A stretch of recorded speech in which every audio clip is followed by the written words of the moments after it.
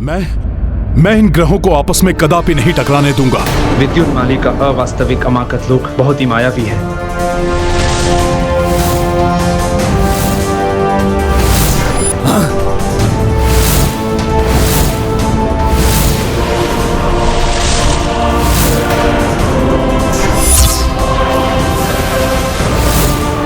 वो तो अब अपनी शक्तियों से वास्तविक मंगल ग्रह को ही नष्ट करने पे तुला है।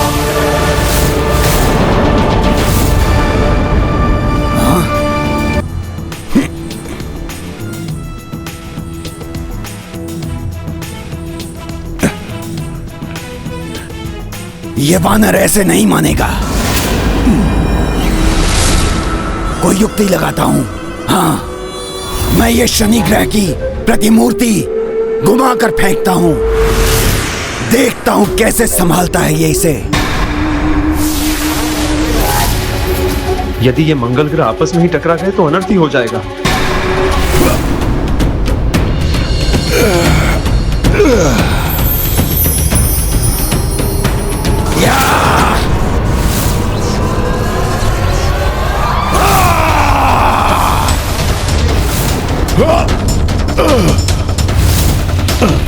वानर का ध्यान तो मंगल में ही अटका है। शनि की प्रतिमूर्ति से अनभिज्ञ है ये। अच्छा है, अब तो ये स्वयं ही नष्ट हो जाएगा।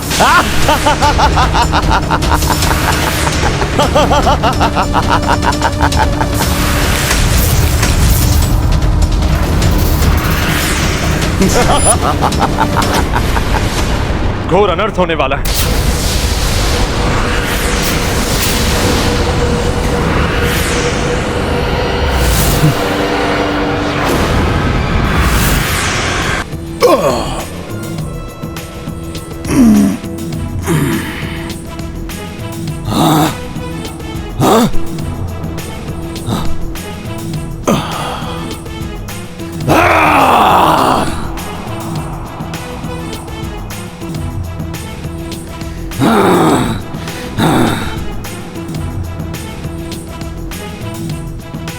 बहुत चतुराई दिखा रहे हो तुम वानर, परंतु इस प्रकार तुम इन ग्रहों को ही बचा पाओगे।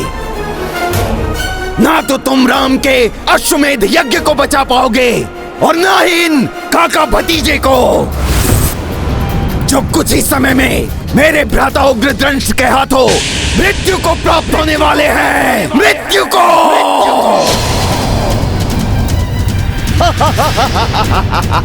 रघुवंशी बाल्यकाल से ही युद्ध कला में निपुण होते हैं मूर्ख राक्षस। अद्वितीय योद्धा है वे। होंगे वो योद्धा,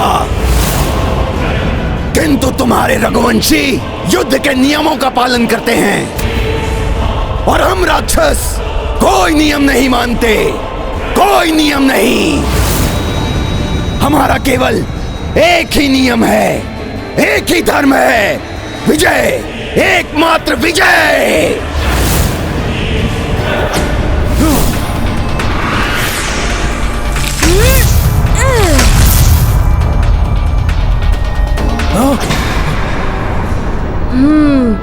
अब कुछ ही धातु शेष है इसके हाथ में।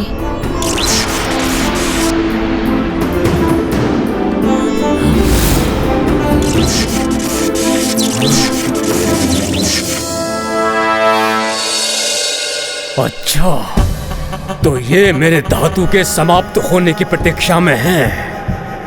रघुवंशियों, तुमसे कहीं अधिक चतुर हूं मैं। वार करना बंद कर दिया इसने, अर्थात धातु समाप्त। अब एक ही छलांग लगाकर समाप्त कर दूंगा इस दुष्ट को मैं।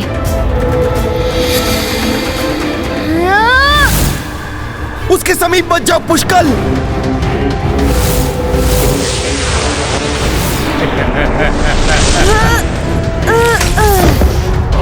पुष्कल,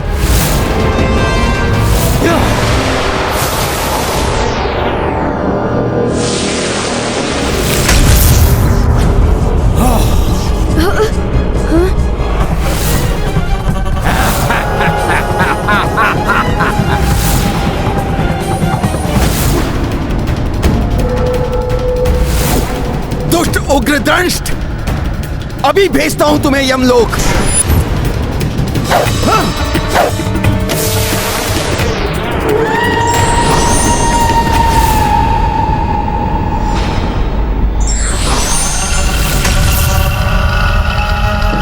काकाश्री, आपके पीछे है वो।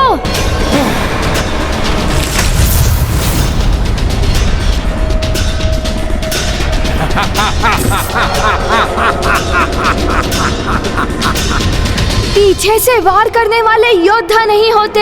हाँ, वो राक्षस होते हैं। यही है राक्षस संस्कृति, और मुझे गर्व है अपनी राक्षस संस्कृति पर। और अब तुम दोनों की मृत्यु का समय निकट आ गया है, और सर्वप्रथम इस बालक की मृत्यु होगी। बहुत सताया है इसने, ये मरेगा और तुम विवश होकर देखते रह जाओगे।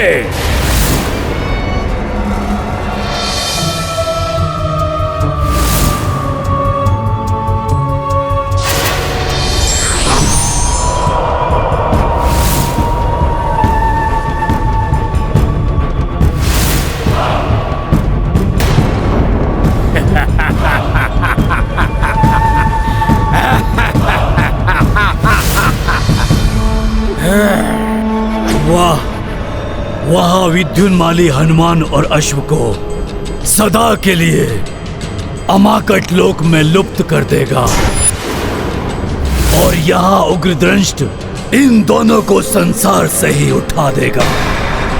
पाप का विस्तार हो, अधर्म की जय हो।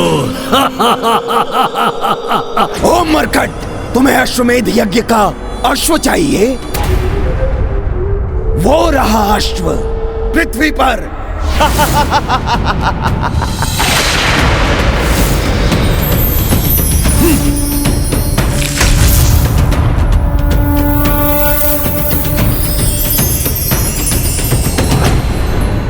अधिक प्रसन्न होने की आवश्यकता नहीं है मरकट,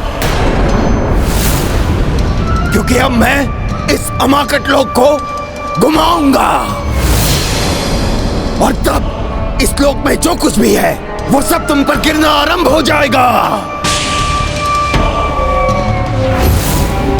और इसी के मध्य तुम और तुम्हारा ये अश्व पिसकर लुप्त हो जाओगे। लुप्त।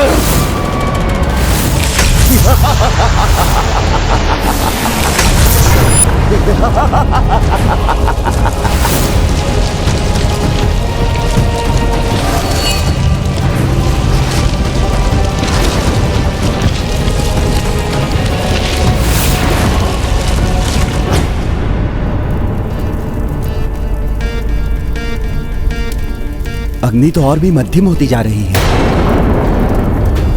जिसका संकेत यह है कि अश्व पर और भी घोर संकट आया हुआ है। संकट मोचन हनुमान के रहते अश्व संकट में कैसे पड़ सकता है? हनुमान को इस मायावी लोक से निकलने के लिए शीघ्र ही कोई उपाय करना होगा, अन्यथा पुष्कल के प्राण भी संकट में हैं। और दूसरी ओर यज्ञ की अग्नि बुझने की स्थिति में आ गई है। यही नहीं, यदि अमाकट लोक में स्थित ग्रहों की प्रतिकृतियां आपस में टकराकर नष्ट हो गई तो ग्रह मंडल भी बिखर जाएगा। हे प्रभु, ये कैसी बाधा उत्पन्न हो गई है रामकाज में। कैसे अश्व को निकालूं यहां से, कैसे इस मायावी लोक से पार पाऊं।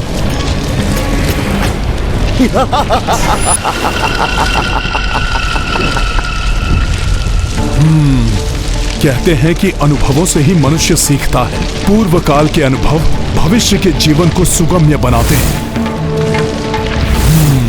काल चक्र। ये हनुमान क्या सोचने लगे?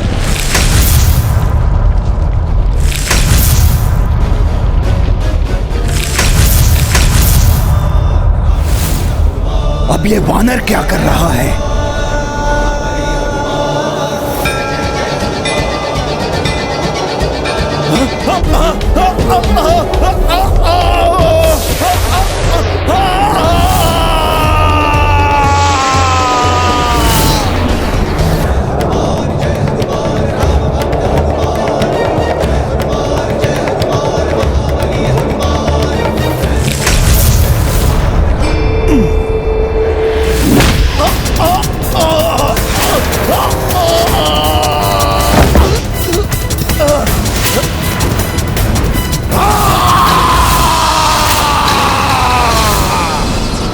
हनुमान, तूने मेरे इस माया लोक को ध्वस्त कर दिया। मैं तुझे जीवित नहीं छोड़ूंगा, नहीं छोड़ूंगा तुझे जीवित। और तेरे उस राम का अश्वमेध यज्ञ कदाचित पूर्ण नहीं होगा, कदाचित नहीं। अच्छा, या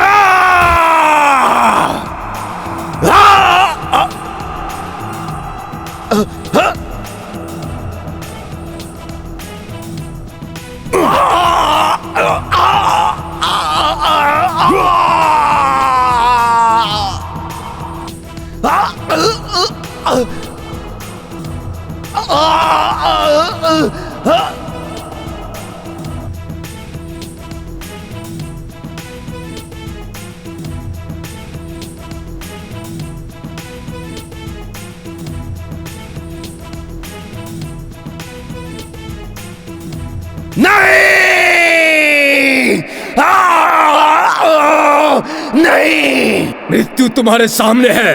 मृत्यु को देखकर तुम्हें भयभीत होना चाहिए बालक। मृत्यु से भय कैसा? मृत्यु तो वीरों की ग्रीवा का आभूषण होता है। बड़े ऊंचे बोल बोल रहे हो बालक। तुम्हें क्या लगता है तुम्हें कोई बचाने आएगा?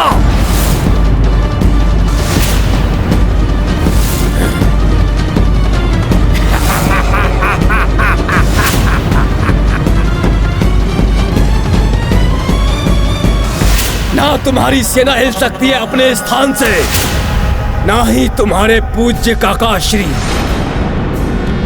सबको जड़ कर दिया है मैंने। और वो वानर मेरे भ्राता के माया लोक से कभी नहीं निकल पाएगा। और अब मृत्यु होगी तुम्हारी और तुम्हारे काका श्री की।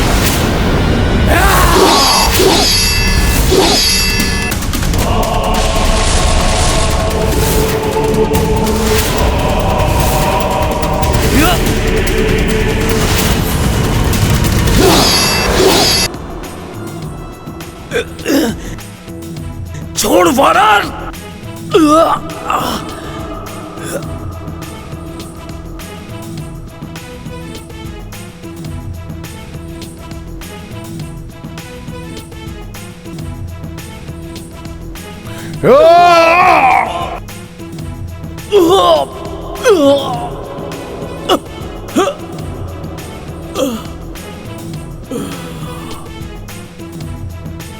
सखा,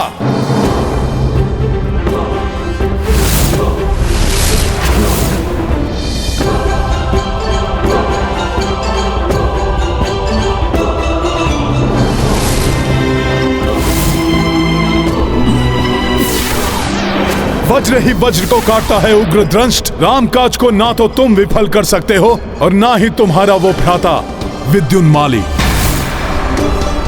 जो अब तक यमलोक पहुंच चुका होगा।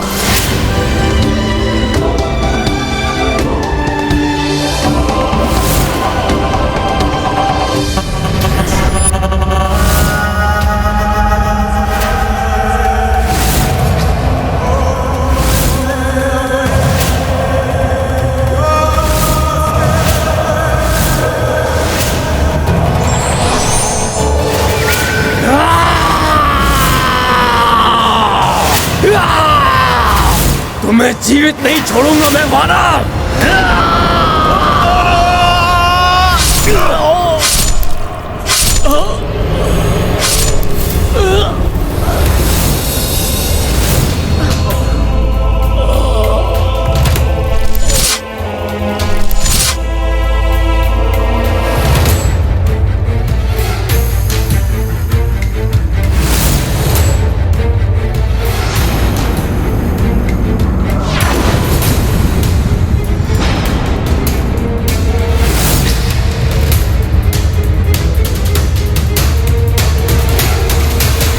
नहीं, विद्युन्माली को कुछ नहीं हो सकता। विद्युन्माली के पास वो शक्ति है जो संसार में किसी के पास नहीं है।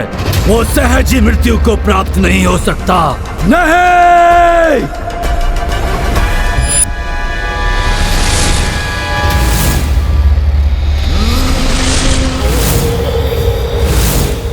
विद्युन्माली आपने अपनी वरदानी शक्तियों का प्रयोग क्यों नहीं किया? क्या आप भूल गए कि आपको कौन सा असाधारण वरदान प्राप्त है? यदि आपने समय रहते अपने वरदान का आवाहन कर लिया होता तो आज भ्राता उग्रदंष्ट जीवित होते। जीवित! उग्रदंष्ट वहां धूल में पड़े हुए हैं और आप यहां चट्टानों के मध्य में दबे हुए हैं। कोई अहित नहीं कर पाए आप उस राम का जिसने संपूर्ण राक्षस जाति का भीषण संहार किया है। अरे अब तो कीजिए आप अपनी महावरदानी शक्ति का आवाहन। जटाटविग्लज्जला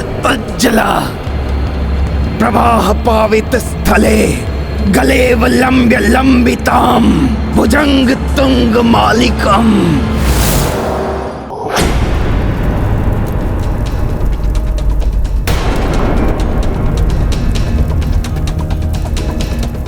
यज्ञ की अग्नि तीव्र होते होते पुनः मंद क्यों पड़ने लगी? अग्नि की आकृति से कुछ आभास तो हो रहा है, किंतु संकेत क्या है स्पष्ट नहीं हो पा रहा है। प्रतीत होता है कि संकट अभी समाप्त नहीं हुआ है। अपितु बहुत बड़ा संकट सेना एवं अश्व पर मंडरा रहा है।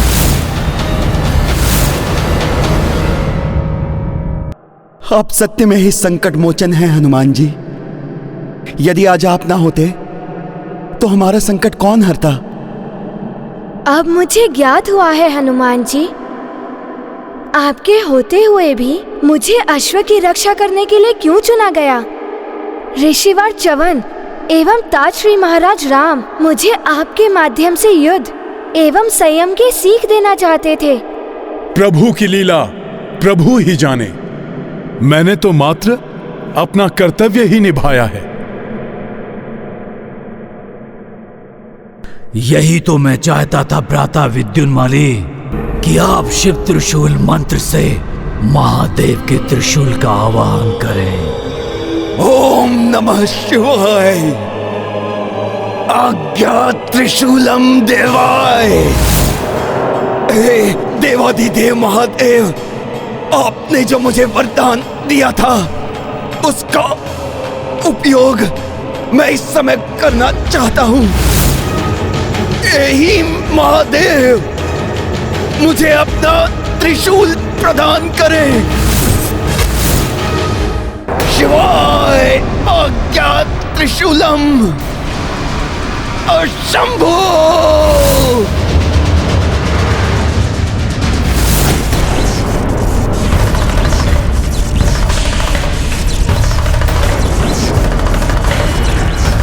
महादेव, आपका त्रिशूल तरंगित क्यों हो रहा है? एक समय विद्युन्माली ने मुझसे वरदान मांगा था। ये उसी वरदान का परिणाम है देवी।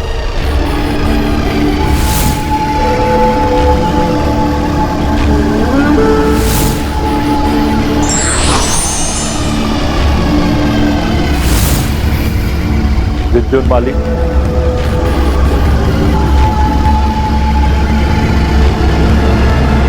तुम्हारी घोर तपस्या ने प्रसन्न कर दिया है मुझे। कहो, क्या वरदान दूं मैं तुम्हें?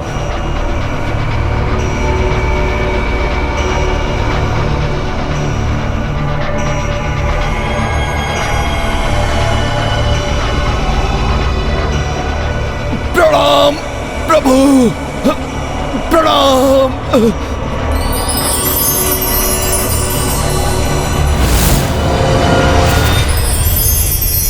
कहो पुत्र, क्या चाहिए तुम्हें मुझसे? क्या मांगू? अमरता का वरदान तो कोई देता नहीं है। शक्ति मांगू, किंतु कौन सी शक्ति?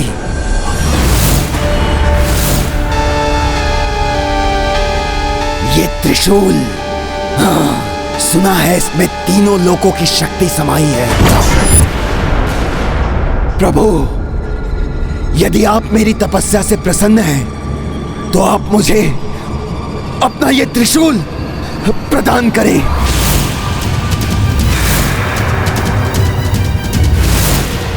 क्या हुआ प्रभु? आपके दर्शन पाने के लिए मैंने अपने प्राणों की भी चिंता नहीं की। ऐसे भक्त को क्या एक छोटा सा वरदान भी प्राप्त नहीं हो सकता? भगवान भक्त को कभी निराश नहीं करता। मैं तुम्हें मेरा त्रिशूल प्रदान करता हूं, परंतु क्या प्रभु? तुम इस त्रिशूल का जीवन में मात्र एक बार ही प्रयोग कर पाओगे। अतः जब भी इसका उपयोग करना हो तो पूर्णतः सोच विचार करके ही इसका आवाहन करना। मेरे लिए इतना ही पर्याप्त है प्रभु। जय शिव शंभू। ये तो अनर्थ हो जाएगा स्वामी। विद्युन्माली इस त्रिशूल का प्रयोग हनुमान एवं रघुवंशियों के विरुद्ध ही करेगा। वरदान प्राप्त हुआ है विद्युन्माली को, इसे रोका नहीं जा सकता। स्वामी, ये दिव्य त्रिशूल अपने धारण करने वाले को असीमित शक्ति प्रदान कर देता है। महाविनाश मचा सकता है विद्युन्माली से। किंतु वरदान और श्राप अवश्य फलित होता है देवी। शंभो!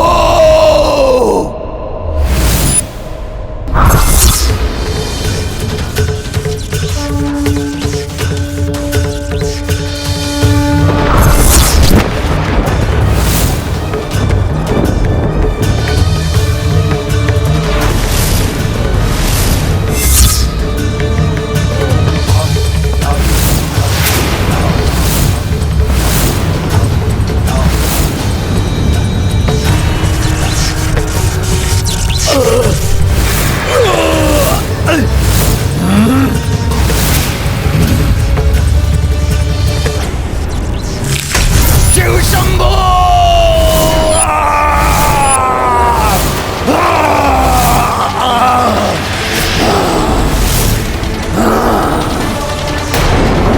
व्यक्ति को शक्ति का प्रभाव भी समझना चाहिए। शक्ति आत्मरक्षा के लिए मिलती है, ना कि विनाश के लिए। इसलिए शक्ति का प्रयोग सोच समझकर करना चाहिए।